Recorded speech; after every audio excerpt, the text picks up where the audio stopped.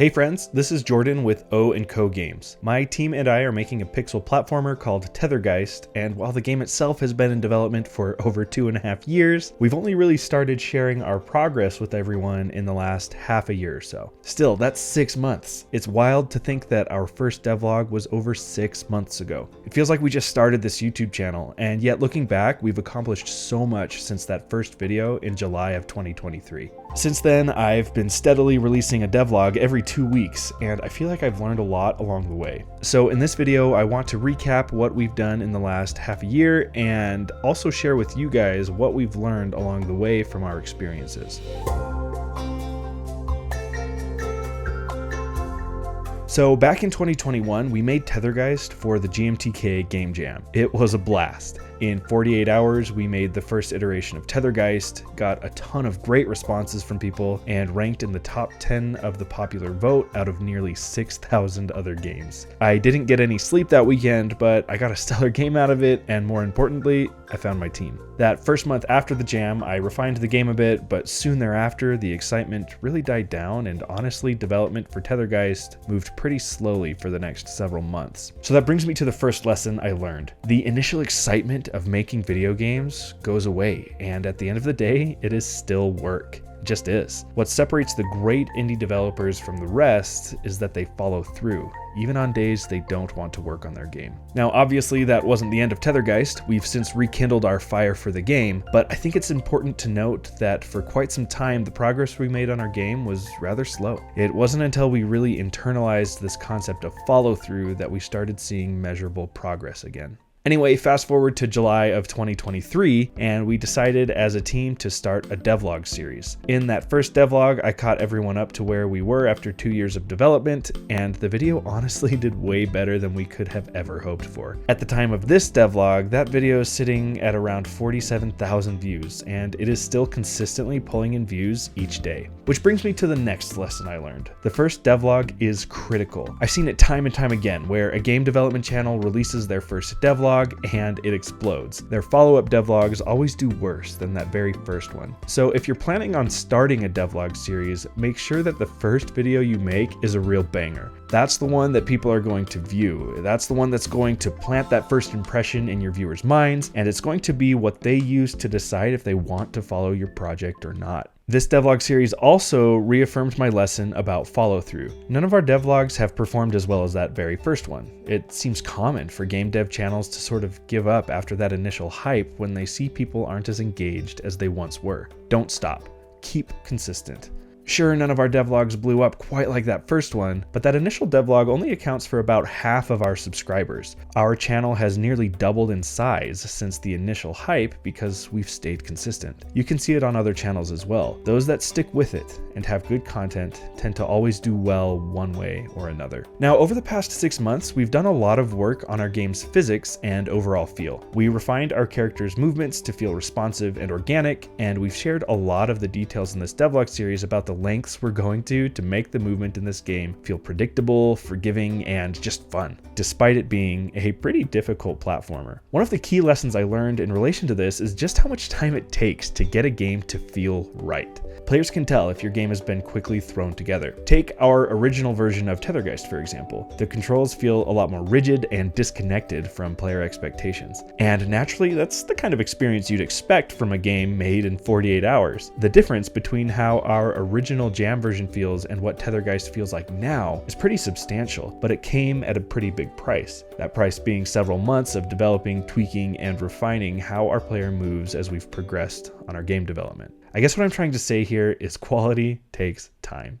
Outside of the game's physics, we've done a lot to make it visually appealing, and it's not just slapping artwork over the top of everything. Noah and Ray, my teammates, they go to great lengths researching various themes, cultures, architectures, and tons of other things. They're not only crafting the artwork for the game, they're analyzing how it will reflect the emotions, relationships, and flow of the story. They're concerned with how it will bring our fantasy world to life and how it will give our characters a voice. What they're doing to make this game look the way it does is no small task. Now, the lesson here is that you need both good gameplay as well as good artwork to make a successful game. I've seen many indie games flop because they have only excelled in one of these two categories. Maybe their gameplay is super fun, but since they lacked the visual appeal, they were never able to attract enough players. On the other end of the spectrum, I've seen visually stunning games that just don't quite get the reviews they need to gain any traction after release because despite being beautiful, they're just not that fun to play. Now, obviously there are some exceptions, but in general, games that have both great artwork and great gameplay tend to do much better. Another big focus for our team over the last 6 months has been nailing down the story and structure of Tethergeist. We laid the groundwork for how the game will be structured, and we wrote how we want the story to progress. Noah and Ray are just so good at this aspect of game development. Noah storyboarded the whole flow of Chapter 1, and we have done a ton of stuff to implement the story in this chapter. One big thing I learned here is just how much time it takes to craft a good story. When I first started making video games in 2019, I really took the story for granted. I figured I could build the gameplay and just kind of implement a story as an afterthought. And I don't think I'm the only indie developer to have thought this way. But if you really want to have a game that sticks with people and tells a compelling story, you're going to have to put a lot more work into it than you might initially think. With Chapter 1 of Tethergeist, I can confidently say that writing and implementing the story has taken just as long as, if not longer than, developing the gameplay and designing the levels. From coding cinematics to writing what every NPC is going to say, there are just so many facets to bringing a video game story to life. So if you plan on trying to tell a good story in your game, don't underestimate how much effort it's going to take. One thing that my team has always placed heavy emphasis on is the importance of frequent and intentional playtesting. And it's not just testing to make sure the game doesn't have bugs. It's watching players interact with the game for the first time and discovering points of frustration or unintentional behaviors, then adjusting the game's design to better achieve the experience you're aiming for. For us, we have a list of design principles, and if we see these principles not working as expected in playtests, we change how the game is designed. So in our development journey, we started by running playtests just with friends along the way, but soon we realized we needed other channels for playtesting so we could continually get fresh perspectives on the game. It's in this light that I decided to set up a booth at my local farmer's market and test the game with complete strangers, all of whom had never seen Tethergeist before. This gave us tons of great information, and it really helped us refine the design of how our game plays. Beyond that, Noah and Ray have been super diligent in testing Tethergeist with new people everywhere they go. There's a lot of value in having a portable Steam Deck you can just hand to people to playtest your game. Anyway, here's the big lesson I learned about playtesting. Getting the people to play the game and gathering test information is just the first step. From there, you have to be the one to determine what to do with all of the information you gathered. Some of your findings absolutely warrant a design change for your game. Others, though, honestly shouldn't make you change your game at all. And maybe the most difficult are the findings you have that players don't vocalize, but are things that need to be addressed. I'll give you an example. This room here was far too difficult for most of our playtesters. I'd say a good 75% of people would get stuck on this room. They wouldn't necessarily tell us how to change it either, just that they didn't like it. They couldn't figure out that they needed to ride the platform, then use spirit splits to go over the middle pillar and through the spikes at the top.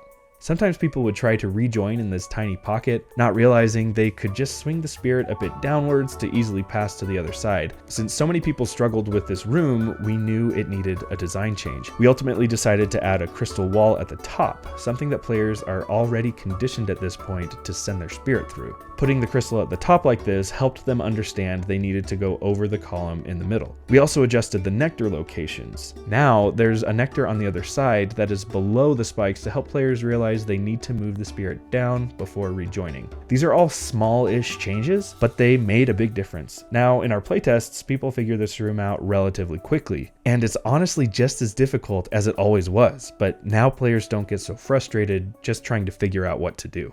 Now, the last thing I want to mention that we've learned in the last 6 months is the power of the devlog. Like I said earlier, we had been working on Tethergeist for a couple years before we even started making these devlogs, and there is a clear difference in what our process was before these devlogs and what it is with these devlogs. For Tethergeist, this devlog series honestly put a fire under us. Somehow just knowing that we'll be showing our work every 2 weeks has really given us a lot of motivation to be more productive. Not only that, but we get a lot of encouragement from all of you in the comments and on our Discord server. Having so many other people who care about this game gives us a significant amount of emotional support to keep pressing on. Now, I've seen quite a few videos out there analyzing whether or not a devlog series is the right choice for indie developers. Some argue that it can take a significant amount of time away from actually working on your game, and the payback isn't always great. Others point out that showing an unfinished game can hurt your game's reputation before it's ready to show to the public. I think all of these things are great and valid points, but from my personal experience, posting a devlog video to YouTube has absolutely been worth it for all of the reasons I mentioned before. It's also just really good to get others involved in the development process. We're making this game to be played by you guys after all, and at least in our experience, the devlog has been a great way to find the right people who genuinely want to play our game.